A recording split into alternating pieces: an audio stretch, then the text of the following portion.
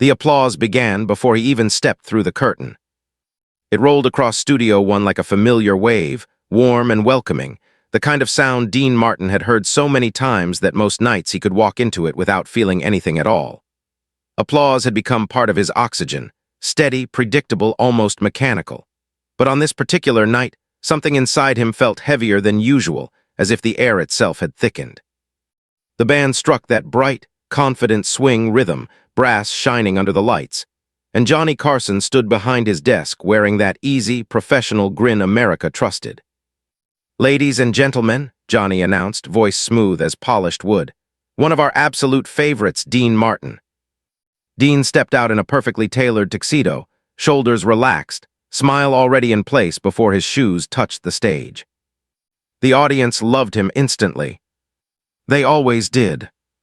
There was something about Dean that made people feel safe. Maybe it was the slow cadence of his voice. Maybe it was the way he carried himself like nothing in the world could truly bother him. Or maybe it was the illusion that he was just a regular man who somehow wandered into stardom by accident. He waved casually, almost lazily, as if applause were just background noise. Inside, though, he felt tired. Not the kind of tired that sleep could fix. The older kind, the deeper kind, the kind that comes from carrying too many versions of yourself for too many years. He reached Johnny's desk and shook his hand. "Dean Martin, ladies and gentlemen," Johnny repeated with a grin. "How are you, pal?" "I'm wonderful, John," Dean replied, voice warm and effortless. "You know me, always wonderful." Laughter rolled through the room exactly on cue. That was the rhythm. That was the dance. Dean sat in the guest chair, crossing one leg over the other, accepting the cigarette Johnny offered with practiced ease. The lighter flicked, flame glowing briefly between them like a tiny stage of its own. For a moment, everything was normal. But Johnny noticed something. Johnny Carson had spent years watching faces. It was part of the job. He knew when a guest was nervous, when someone was hiding something, when a smile arrived half a second too late. Tonight, Dean's smile arrived just a fraction behind his eyes. Most people wouldn't see it. Johnny did. "You've been busy," Johnny said casually. "What have you been up to?" "Oh, you know," Dean replied, waving a relaxed hand. "Little golf, little singing, little of this, little of that." "That's very specific, Dean." The audience laughed again. Dean laughed with them. But just for an instant, so quick it almost didn't exist, his eyes drifted toward the audience. Not at the audience. Toward it. As if checking something.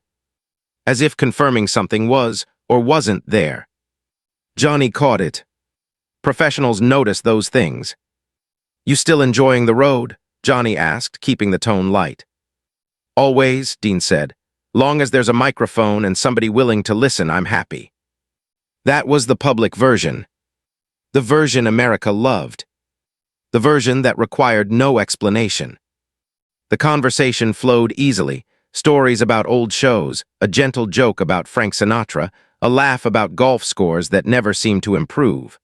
The audience relaxed into the rhythm they expected. Everything felt normal. Until it didn't. A man in the third row stood up. He didn't cause a disturbance. Didn't rush. Didn't look around.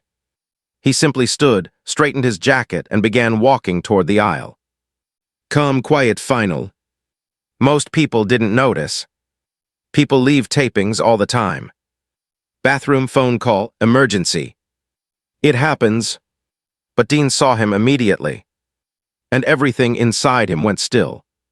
Not blank. Still. There's a difference. Johnny was mid-sentence, asking something about a charity event, but Dean's attention had already locked onto the man moving slowly toward the exit.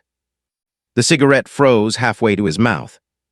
Johnny followed his gaze, but by the time he turned, the man was already near the door. The audience remained unaware. They laughed at something Johnny had said. But Dean wasn't laughing. "Dean," Johnny said quietly. Dean blinked once, like someone waking from a distant place. Then he turned back with a smile. "Sorry, John," he said. "What were you saying?" Johnny paused. The smile was there. But the warmth was I was asking about Frank, Johnny said carefully. Frank, Dean repeated, nodding once too many times. Yeah, Frank's good. He was buying time. Johnny knew it. The audience didn't. There are moments in live television when instinct takes over. Johnny felt one now. We're going to take a quick break, he said suddenly, turning toward the camera with professional ease. Stay with us, we'll be right back. The red light switched off. The instant it did, Dean stood. Not quickly. Not dramatically. He simply stood and stared at the exit door. Johnny rose from his chair. Dean took a slow drag from his cigarette, exhaled, and spoke so quietly Johnny almost didn't hear him. I know that face. Johnny frowned. What? Dean kept staring at the door. From a long time ago, he said. From a life I don't talk about. The studio buzzed around them, crew adjusting cables, producers checking timing. But inside the small space between desk and chair, everything felt strangely silent. What does that mean? Johnny asked. Dean didn't answer immediately. Instead, he sat back down, hands resting on his knees, posture suddenly older.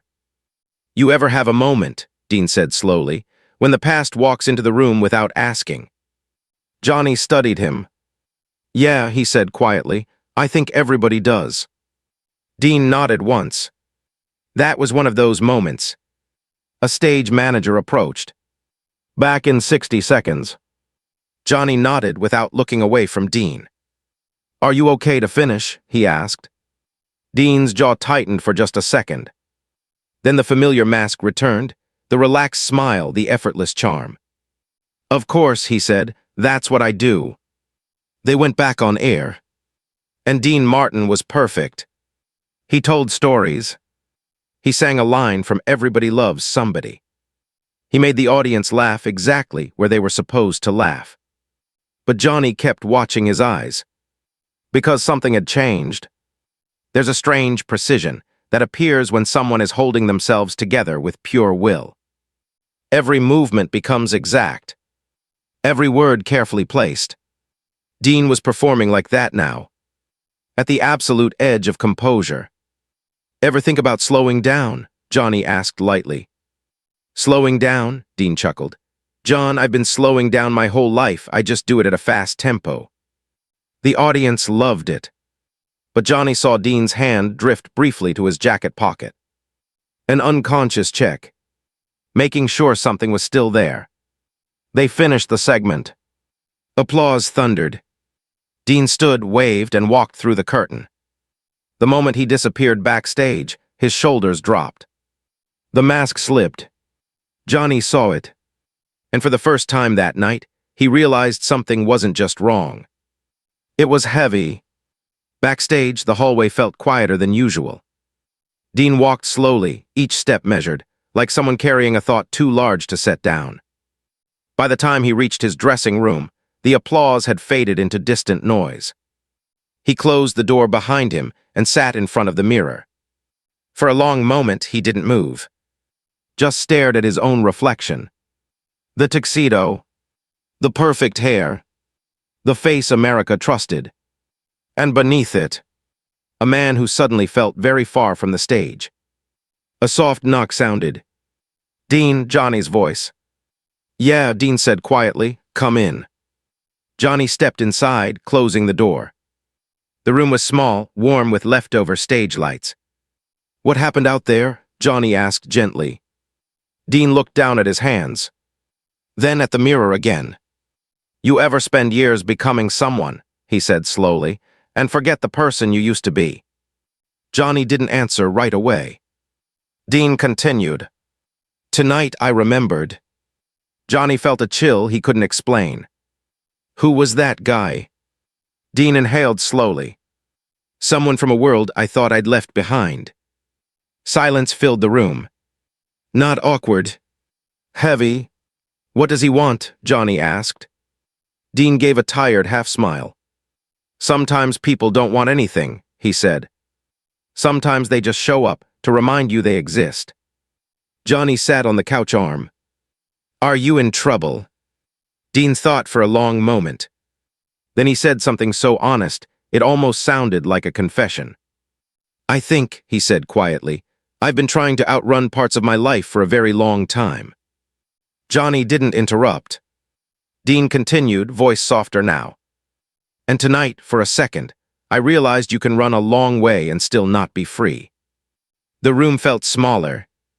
The noise of the studio seemed miles away. Dean straightened his tie slowly, almost automatically. "Funny thing about this business," he said, "people think the spotlight protects you." Johnny watched him. "Does it?" Dean shook his head. "No," he said, "it just makes sure everyone sees the smile." He stood, picking up his jacket. For a moment the charm returned, but it was gentler now, more real. "I'm okay," he said, "really." Johnny studied him. "You sure?"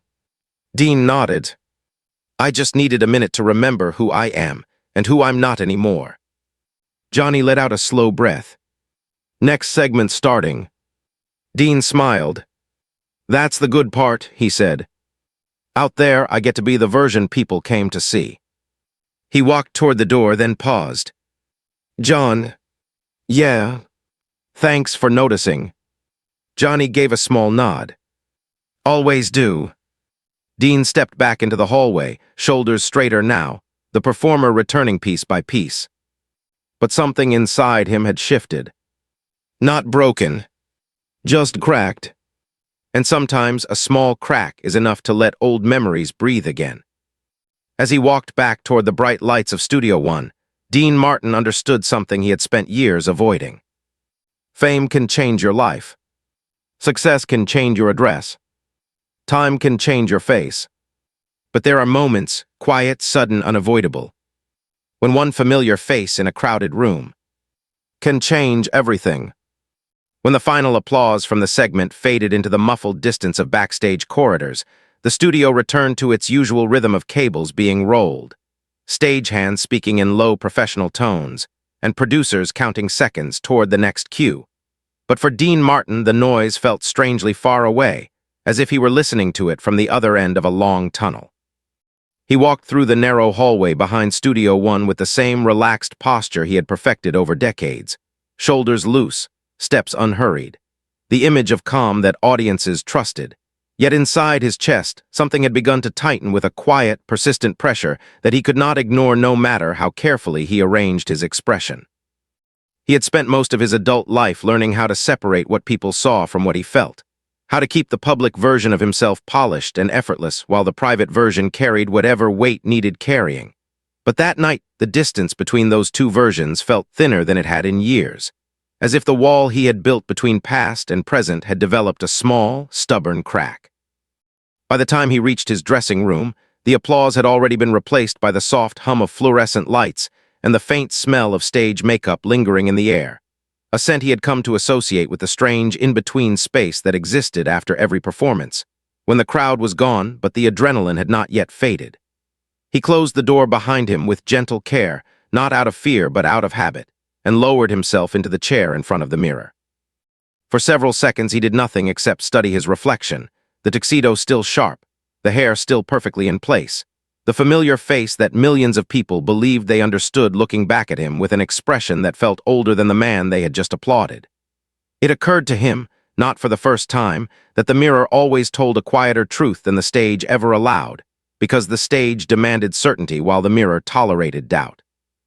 He reached into his inside pocket and felt the small, folded paper resting there, the presence of it far heavier than something so light had any right to be. He did not open it immediately. Instead, he held it between his fingers as if weighing not the paper itself but the memory attached to it. The memory of a face in the third row, expression calm, movements deliberate, the kind of presence that did not need words to be understood. Dean had learned long ago that sometimes the most powerful messages were the ones delivered without sound, the ones that arrived quietly and left just as quietly, leaving behind only a shift in the air and a realization that something from another chapter of life had stepped briefly into the present. A soft knock interrupted his thoughts, and before he could answer, the door opened slightly as Johnny Carson stepped inside, closing it behind him with the careful discretion of someone who understood that certain conversations were not meant for crowded hallways. Johnny did not speak right away. He simply leaned against the wall for a moment, studying Dean with the same patient attention he used on guests who were trying to decide how honest they were willing to be on camera. The difference now was that there were no cameras, no audience, no need for timing or punchlines, only two men sitting in a quiet room that felt far removed from the bright confidence of the stage. "You disappeared pretty fast," Johnny said at last, his tone gentle rather than accusatory, as if he were offering Dean the space to speak rather than demanding an explanation. Dean gave a faint smile that never quite reached his eyes and looked back at the mirror instead of at Johnny, as though the reflection might help him find the right words. He had always been good with words in public, able to turn any situation into a joke or a story. But private truths were different because they required something he rarely allowed himself to show: uncertainty. "Sometimes," Dean said slowly, "you see something that reminds you how long your memory really is." Johnny walked further into the room and sat on the arm of the couch, hands resting loosely together, his posture relaxed but attentive. "That guy in the audience?" he asked. Dean nodded once, still holding the folded paper. "Yeah," he said quietly, and the single syllable carried more history than the word itself could explain. There was a long pause, not uncomfortable but heavy with things neither of them had yet decided to say. Johnny had spent years in television learning that silence often revealed more than questions, so he waited, letting the quiet stretch just enough that Dean could fill it if he chose. "You ever think," Dean continued after a moment, "about how strange it is that you can build a whole new life and still feel the old one standing just outside the door?" Johnny considered the question before answering. "I think everybody does that in their own way," he said. "Some just get better at pretending the door's locked." Dean let out a soft breath that almost sounded like a laugh, though there was little humor in it. "Yeah," he said, "pretending's a big part of the job description." He finally unfolded the paper and glanced at it again, not reading it so much as confirming what he already knew it said, then folded it back with deliberate care. Johnny noticed that Dean's hands were steady now, not because the tension had disappeared, but because it had settled into something more controlled, the kind of steady that comes from long practice rather than calm. "What does it mean?" Johnny asked, choosing his words carefully, not pushing but not retreating either. Dean leaned back in the chair, eyes drifting from the mirror to the ceiling as if searching for a memory written somewhere above the lights. "It means," he said slowly, "that there are parts of your past that don't disappear just because you change your address or your job or the people you spend time with. They just get quieter for a while." Johnny listened without interrupting, sensing that what mattered was not the specifics but the weight behind them. Dean had always been the man who made everything sound easy, the entertainer who floated through stories with a drink in his hand and a half-smile on his face. But the man sitting in front of him now seemed more reflective, as if the performance had finally paused long enough for the person underneath to breathe. "I used to think success meant you could outgrow anything," Dean continued, his voice calm but distant. "Like if you worked hard enough and stayed charming enough and kept moving forward, whatever was behind you would eventually lose interest." "And tonight changed that?" Johnny asked. Dean nodded slightly. "Tonight reminded me that interest doesn't always fade," he said. "Sometimes it just waits." The room felt smaller as the words settled between them. Outside, faint laughter from the studio audience drifted through the walls, a reminder that the show was still moving forward exactly as planned, the machine of entertainment continuing without pause. "You scared?" Johnny asked quietly. Dean took a moment before answering, not out of hesitation but out of honesty. "Not the way people think of scared," he said, "more like aware." Johnny understood that distinction better than most. There was a kind of awareness that came with living long enough in public life, the understanding that every choice left a trail, every favor had a memory, every connection carried its own quiet obligations. Dean stood up slowly and walked to the small table by the wall, pouring himself a glass of water instead of the drink audiences always expected him to prefer. He took a sip, then looked back at Johnny with an expression that felt more open than the one he wore under the lights.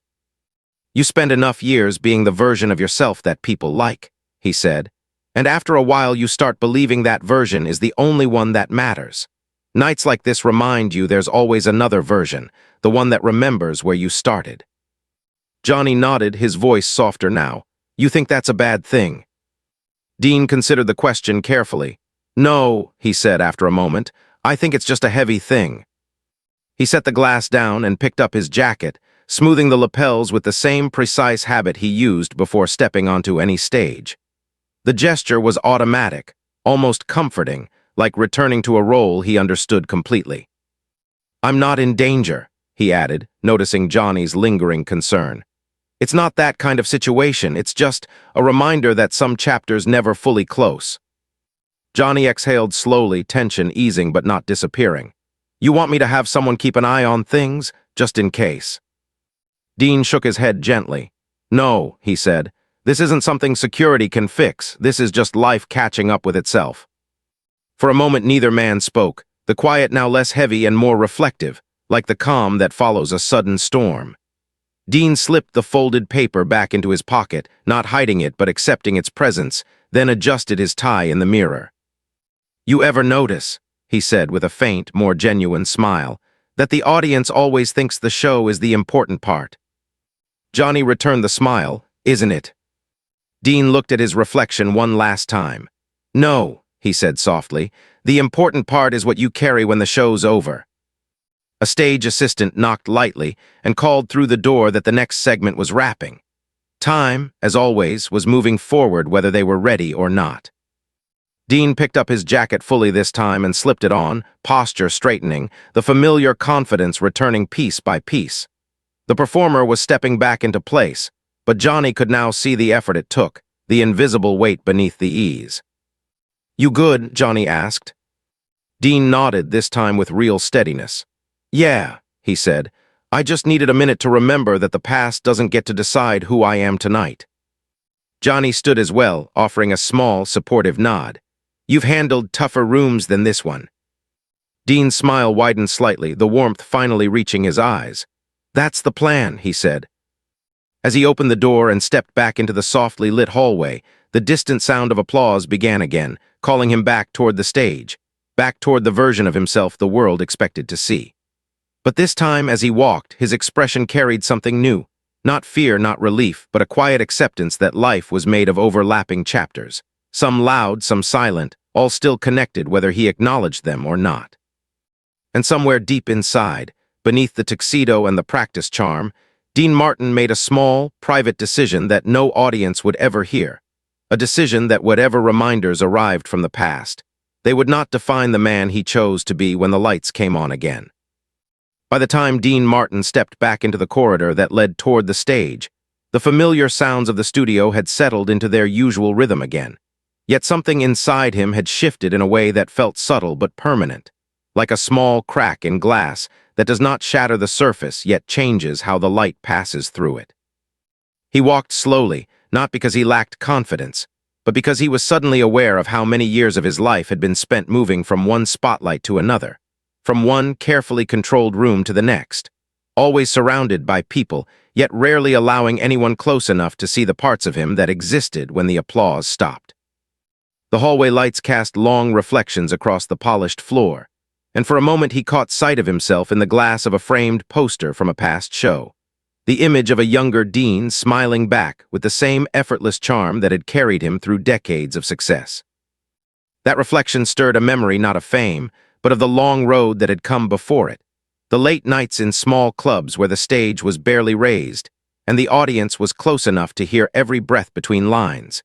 The years when he had learned that confidence was sometimes less about feeling certain and more about deciding that hesitation would cost more than boldness. As he approached the wings of the stage, the laughter from the audience grew louder again, rising and falling in waves as Johnny guided them through another segment with practiced ease.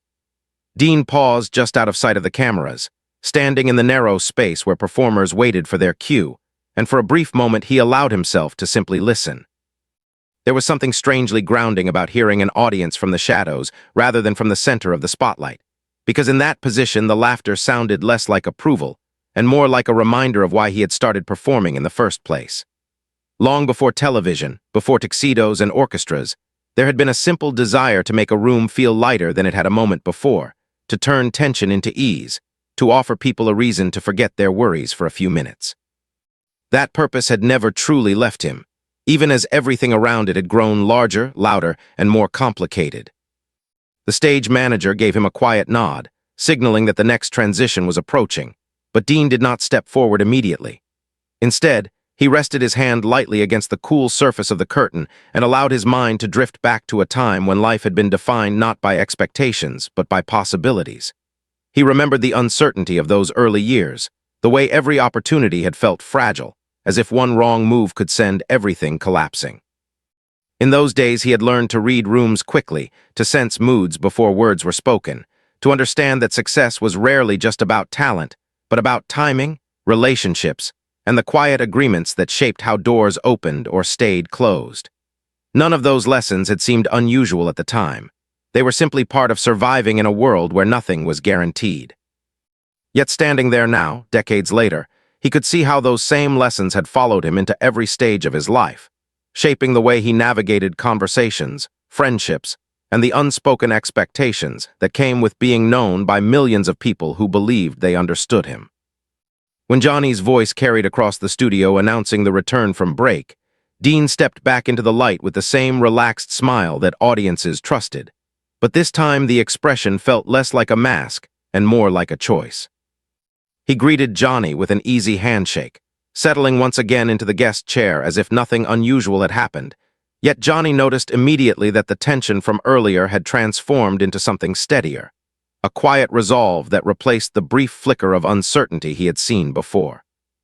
The conversation resumed with familiar humor, stories about touring mishaps and playful jabs about golf scores that never seemed to improve, and the audience responded exactly as expected, laughter filling the room in warm bursts that rolled toward the stage like a gentle tide. From the outside, everything appeared perfectly normal, the polished rhythm of late-night television continuing without interruption. But beneath that surface, there was a deeper current moving through Dean's thoughts, a growing awareness that moments like the one earlier in the evening were not interruptions, but reminders, signals that life did not divide itself as neatly as public personas suggested. As the segment continued, Johnny asked a lighthearted question about whether Dean ever grew tired of performing the same songs year after year, and Dean leaned back slightly, considering the question with more sincerity than the audience might have expected. He spoke about how repetition could either become a burden or a comfort depending on how a person carried it, explaining that the same melody could feel different every time if you remembered why you had sung it the first time. The audience listened closely, sensing that beneath the casual tone there was something more reflective being shared, something that reached beyond entertainment into the quiet territory of experience. Dean did not mention the moment in the audience earlier, nor did he hint at the private conversation in the dressing room, but the weight of those moments subtly shaped the way he chose his words, guiding them toward themes of memory, change, and the strange way the past can remain present even when years have passed. Johnny, sensing the shift, followed that thread gently, asking whether success ever made it harder to remember the person someone used to be. Dean smiled, not the practiced grin of a punchline, but a softer expression that suggested genuine thought. He said that success did not erase the past. It simply added new layers on top of it, like coats of paint on an old wall, each layer bright and polished while the original surface still existed underneath. The metaphor resonated with the audience, drawing a quiet murmur of appreciation, and Johnny nodded as if recognizing the truth in it from his own life. For a moment the show felt less like entertainment and more like a conversation shared between people who understood that public life often required private sacrifices. As the segment neared its end, Dean agreed to sing a short verse, standing with effortless grace as the band picked up a gentle arrangement. His voice, warm and steady, filled the studio with a calm confidence that seemed to settle the room. And as he sang, he allowed himself to focus not on the memory of the man who had left earlier, but on the faces still in front of him. People who had come simply to enjoy an evening of laughter and music.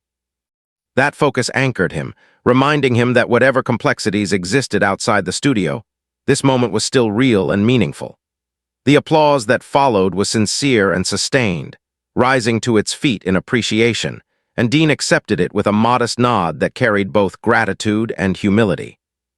When the cameras finally cut away and the segment ended, Dean remained standing for a second longer than usual, taking in the room with a quiet awareness that felt almost ceremonial, as if he were acknowledging not just the audience but the long path that had brought him there. Johnny approached, offering a friendly pat on the shoulder, And in that simple gesture, there was an unspoken understanding that the night had carried more weight than the viewers at home would ever realize. Dean thanked the band, waved once more to the audience, and stepped off the stage, the bright lights fading behind him as he returned to the softer shadows of the backstage area. Walking back through the corridor, he noticed that his breathing had steadied and the earlier tightness in his chest had eased, replaced by a reflective calm that often followed moments of unexpected clarity. He understood now that the brief appearance of a familiar face had not been a threat so much as a reminder that every life contains chapters that never fully disappear, only grow quieter with time.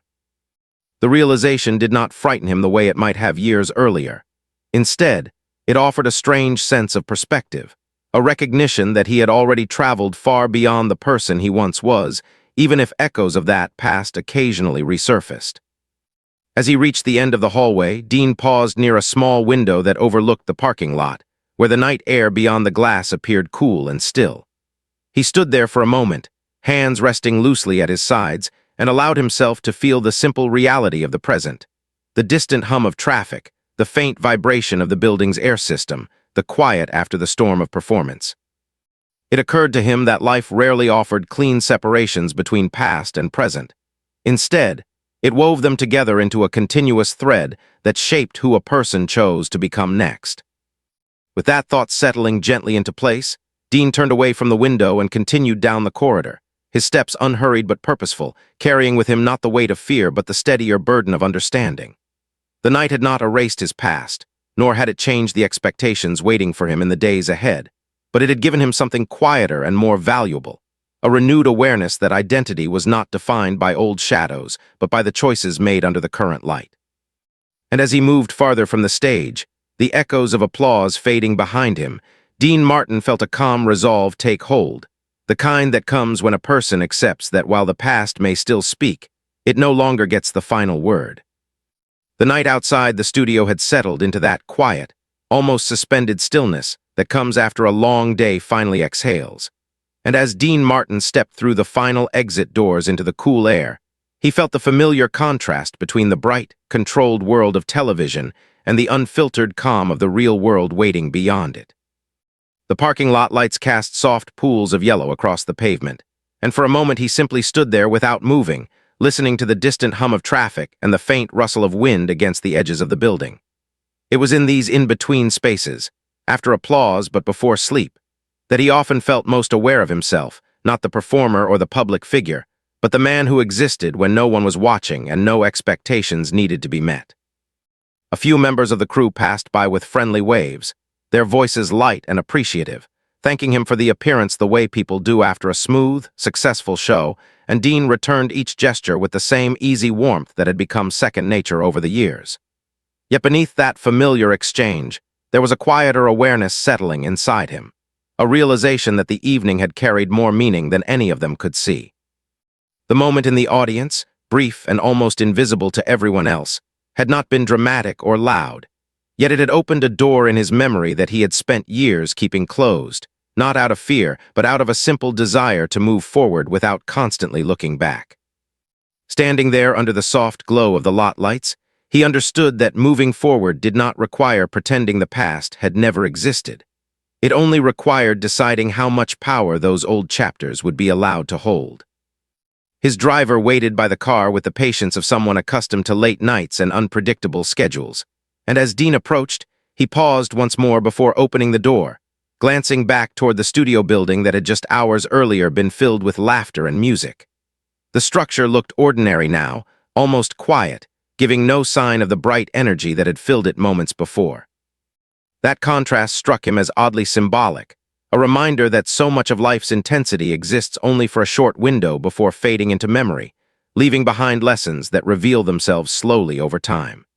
He slid into the back seat, the leather cool against his hands, and as the car pulled away from the curb, he allowed his gaze to rest on the passing lights outside, each one briefly illuminating the window before disappearing into the dark. During the drive, he did not speak, not because there was nothing to say, but because the silence felt useful, like a space where thoughts could settle without interruption. He reflected on how many nights of his life had followed a similar pattern: bright stage, warm applause, quiet ride home. Yet this one carried a different texture, a deeper awareness that success had never truly been about escaping where he came from, but about learning how to carry it without letting it define him. He thought about the early years again, not with regret but with a kind of distant gratitude, recognizing that those uncertain beginnings had shaped the resilience that allowed him to stand under the brightest lights without losing himself entirely. The memory of the man in the third row no longer stirred tension. Instead, it served as a reminder that life often circles back on itself, offering chances not to relive the past, but to see it from a place of greater understanding. When the car finally reached his home, the quiet of the neighborhood felt almost protective, the kind of stillness that encourages reflection rather than distraction. He stepped inside, loosened his tie, and set his jacket carefully over the back of a chair, small habitual gestures that signaled the transition from public persona to private reality. The house was silent except for the soft ticking of a clock somewhere in the hallway, and in that calm, he allowed himself to sit without moving, hands resting loosely together as the events of the evening replayed in his mind. He realized that what had unsettled him earlier was not the presence of someone from a distant chapter of his life, but the sudden recognition of how long he had carried certain memories without ever fully examining them. It was not fear that had followed him onto the stage. It was the weight of unfinished understanding. As the minutes passed, that weight began to shift into something steadier, less like a burden and more like a lesson finally absorbed. He understood now that the persona he had built, the charm, the humor, the effortless ease, had never been a lie, only a carefully chosen part of himself that helped others feel comfortable. The mistake would have been believing that this single version was the whole truth. People are rarely just one story, and he could see clearly that his life had been shaped by many layers, each one necessary in its own way. Accepting that complexity did not diminish the man he had become. If anything, it strengthened the foundation beneath him, allowing him to stand with a quieter confidence that did not depend on applause. Later that night, as he poured himself a simple drink and sat near the window, he found his thoughts drifting toward the countless audiences who had invited him into their living rooms through television screens, people who laughed at his jokes and sang along to his songs without ever knowing the full journey behind them. There was no bitterness in that realization, only a gentle acknowledgement that public life is built on shared illusions that serve a purpose. Audiences do not come to see every private struggle. They come to feel lighter, to borrow a little warmth from someone willing to stand in front of the spotlight. Dean had always understood that exchange, but now he felt it with renewed clarity, recognizing that the role he played was not a mask meant to hide truth, but a bridge meant to carry it in a form people could receive. In the days that followed, nothing dramatic changed on the surface. He continued his appearances, continued to sing, continued to greet audiences with the same relaxed confidence they expected, and to anyone watching from the outside, the night at the studio would have seemed like any other successful performance. Yet inside, a subtle shift remained, a quieter sense of balance that allowed him to move through conversations without the faint tension that had once accompanied certain memories. He no longer felt the need to outrun parts of his history. Instead, he carried them with the understanding that they were chapters, not chains. Johnny Carson, for his part, never mentioned the moment directly again, but there was a new depth in the way he greeted Dean during later appearances, an unspoken respect that comes from having witnessed a glimpse of someone's private reality. Their conversations on air remained light and humorous, yet beneath the laughter there was a shared awareness that life beyond the stage was rarely as simple as it appeared. That quiet understanding strengthened their friendship in ways that did not require words, because sometimes the most meaningful connections are built not on what is said, but on what is seen and gently respected. Years later, when memories of countless shows blended together in the haze of time, that particular evening remained distinct in Dean's mind not because of fear or conflict, but because it marked a turning point in how he understood himself. He had always believed that success meant leaving certain things behind, but that night taught him that true peace came from integrating those earlier chapters rather than denying them. The face in the audience had not changed his life through threat or demand. It had changed it by forcing a moment of honest reflection, a pause long enough to recognize that identity is shaped as much by acceptance as by reinvention. On quiet evenings after performances, he sometimes found himself thinking back to that brief instant when the room had gone still, and the past had stepped into the present without warning. Instead of tension, the memory now carried a strange sense of gratitude. because it had reminded him that growth does not come from pretending old stories never happened, but from deciding what meaning they will hold moving forward. The realization settled into him gradually, like a melody that becomes clearer each time it is heard, until it felt less like a lesson and more like a steady truth. In the end, the night did not become a headline or a public story, and most of the people who had been in the audience never knew that anything unusual had occurred. The cameras had captured laughter, music, and a charming guest who seemed perfectly at ease, preserving the version of events that viewers expected to see. Yet beyond the reach of those lenses, something quieter and far more important had taken place. A moment when a man who had spent decades performing for the world allowed himself to confront a piece of his own history and choose, with calm intention, how it would shape the person he continued to become. And that was the real change, not visible in ratings or reviews, but present in the way Dean Martin carried himself afterward, with a steadiness that came from understanding that the past may always have a voice, but it does not have to hold the microphone.